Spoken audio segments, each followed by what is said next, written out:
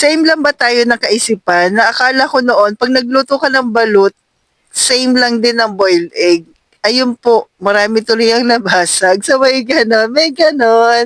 Opo, kailangan din pala inaaral din ang paraan ng pagluto ng balut kasi iba po siya. Kung gusto mo po yung ganitong klase, ayan po, ng pagkakaluto, ituturo ko po sa inyo ngayon. Pero by the way, 'pag bumibili po ako ng balut, tinatanong ko muna kung balut sa puti.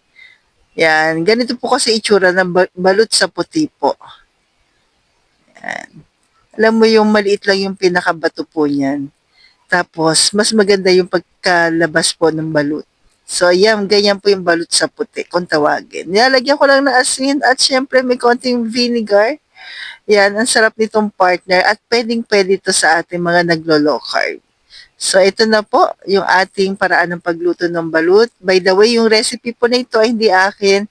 Natutunan ko lang din po sa iba. So, una maglalagay po tayo ng tela. Katsa mas okay po sa kalderong paglulutuan natin. Then, ilalagay natin yung balot na patayo. Yan. So, ilalagay lang po natin na ganyan na patayo po yung mga balot po. At kung umabot ka po sa part na ito, okay lang po ba pa-comment po kung tiga saan po kayo para alam ko lang po kung saan umabot ang aking video. Salamat din po sa pag-like and follow po. Palambing na rin po, pa-share. Then after nyan, nilagyan ko po ng asin at luya. Tapos lagyan lang po natin ng tubig po. Mga 1/3 to 1/4 cup po na tubig po ng kaldero. Then takpan po natin. Tapos lalakasan lang po natin yung apoy sa una hanggang sa kumulo. Pakukuluin lang po natin. Then kapag kumulo na, babawasan na po natin yung apoy, hihinaan natin, then pakuluan po natin ng mga 20 minutes sa mahinang apoy. Then okay na po yan. Meron ka na pong masarap na balut sa puti.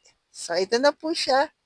Ready na po. At ilang balut ba ang pwede sa atin? Kahit mga 3 pwede po. Basta naglo-low carb ka po. So, lagyan lang natin ng asin at actually second meal ko po ito. Hindi naman po yan naubos lahat. So, 3 pieces lang po yung nakain ko po. So, stay healthy, stay low carb pa rin po, and God bless sa ating lahat.